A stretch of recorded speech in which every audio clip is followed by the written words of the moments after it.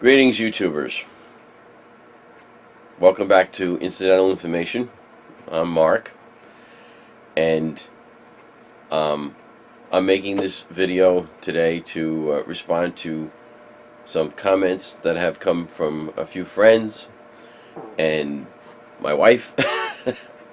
She says, "Smile more. You need to smile more." Okay, I'm a pretty happy guy. If I'm not happy, believe me, you'll know it. So anyway, it's New Year's. New Year's Day. It's very cold outside, and it's very cold in my head. I have a terrible head cold, which I have finally acquired from my children, and the gift that keeps giving. I finally got it. They've all had it. It's been going around the house. It's my turn. So here we are.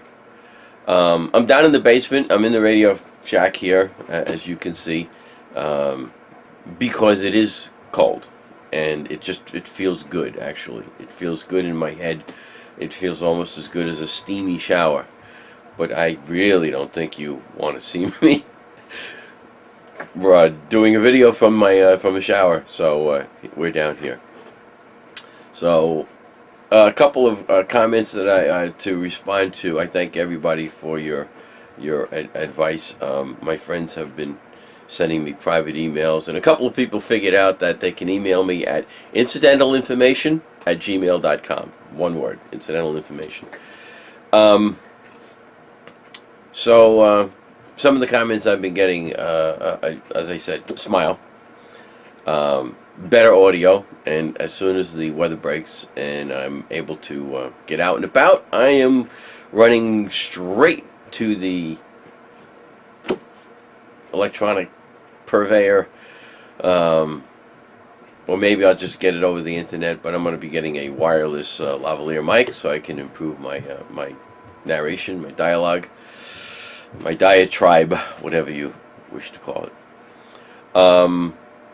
Editing, I need to do some work on editing, obviously. Some people have made suggestions for bumper music and bumper imagery, and I guess that'll all come in time. You've noticed from my editing expertise that jump cuts are my specialty. And they are easy, and my editing software, sometimes it does what I want, and sometimes it doesn't, and I seem to be clicking on the same thing the same way, but it doesn't always have the same result. Haven't quite figured all that out yet, but we'll get there. We'll get there. Let's see, what else? I was asked what's next. What can we expect next? A few people commented that they really don't have much use for candy making and baking, and that's okay. Just don't watch it.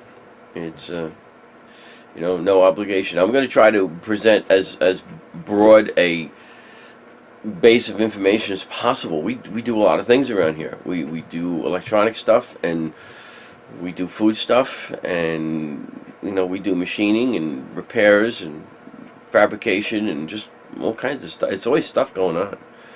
So I'm just going to shoot everything I can that I think might be of interest to somebody. And if it's not of interest to you, feel free to ignore it. I won't get insulted, and I won't know, frankly. So, what can you expect in the future? Well, let's see. I have it's being edited now, actually, a RotoZip type tool that was missing a part to attach a circle cutter, and so we machined something up on the lathe. It's fairly simple, and I've been getting an education in YouTube. I'm looking at something I never noticed before, is looking at the number of subscribers to the various YouTube machining sites, and I'm a little surprised. I really thought the numbers would be higher, but apparently there's really not that many of us, or many YouTubers out there that are interested in machining. some of the highest numbers were, Keith Rucker and A-Bomb and Mr. Pete, and certainly those guys, I understand that completely. I mean, they really put out a good product and good information. I like Tom Lipton, Robin Renzetti. I think they're all on the side over here. All my recommended sites. On the other hand, I was looking at some of the YouTubers who get millions or tens of millions of subscriptions, and they're positively dunderheads. I mean, their information is of no value to me at all. It's their commentary on trivial things. I mean, I'm not even going to mention names, but apparently the most famous YouTubers are, to my way of thinking, I wouldn't give them the time of day, and that's the way I feel about it. And if that's what people want to watch, or what they want to spend their time viewing, then so be it. Even stuff that's available from something like Vsauce, I mean, is just miles above what some of these most famous YouTubers are generating for viewership. I mean, it's just unbelievable. So it is what it is. I don't expect my viewership to rise above maybe a few thousand after several years, if I keep this up, if I can. I am finding that it takes a lot more time and effort than maybe I had anticipated.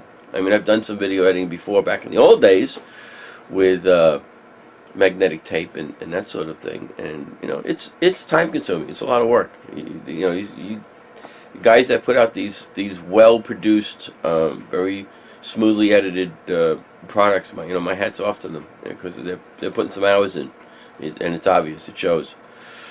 So kudos to you guys.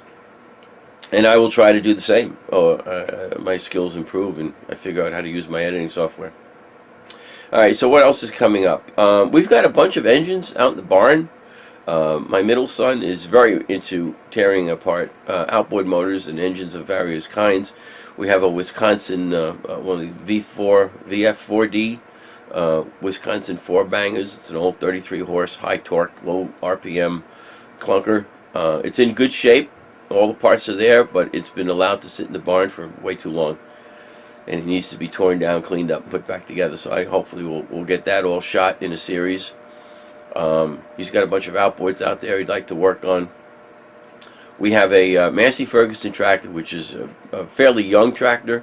It's got under 250 hours on it, but it too has been idle for quite some time, and the front steering seals, the knuckles in the front wheels, are leaking.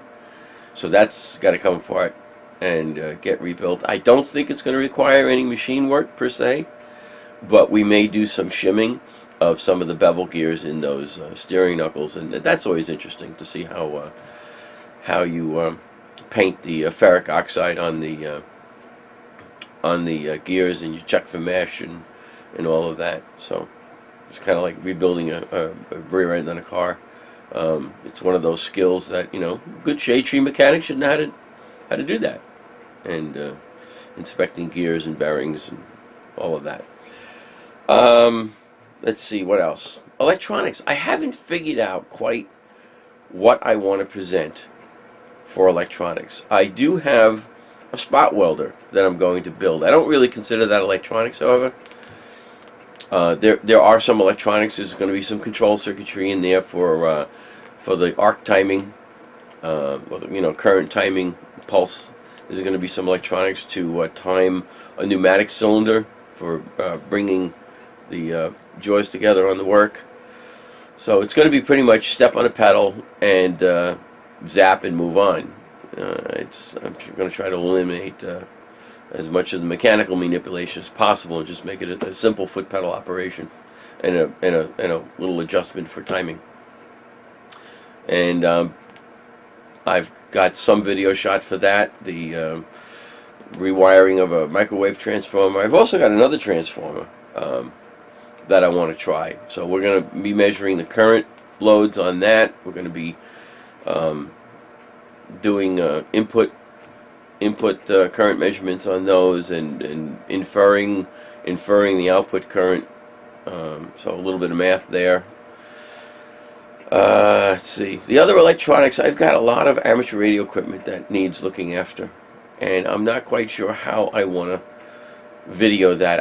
I cannot conceive of shooting that stuff without just being incredibly boring, looking over my shoulder as I take my oscilloscope probe and go from point to point to point and explain to you, why am I looking here, what am I looking for, why am I looking there, what am I looking for, showing you block diagrams and maybe schematics and oscilloscope views, and it just, I'm just not sure how to present that yet, if I even want to. I think the design and building of an electronic device is more interesting. I don't do a lot of design and building anymore.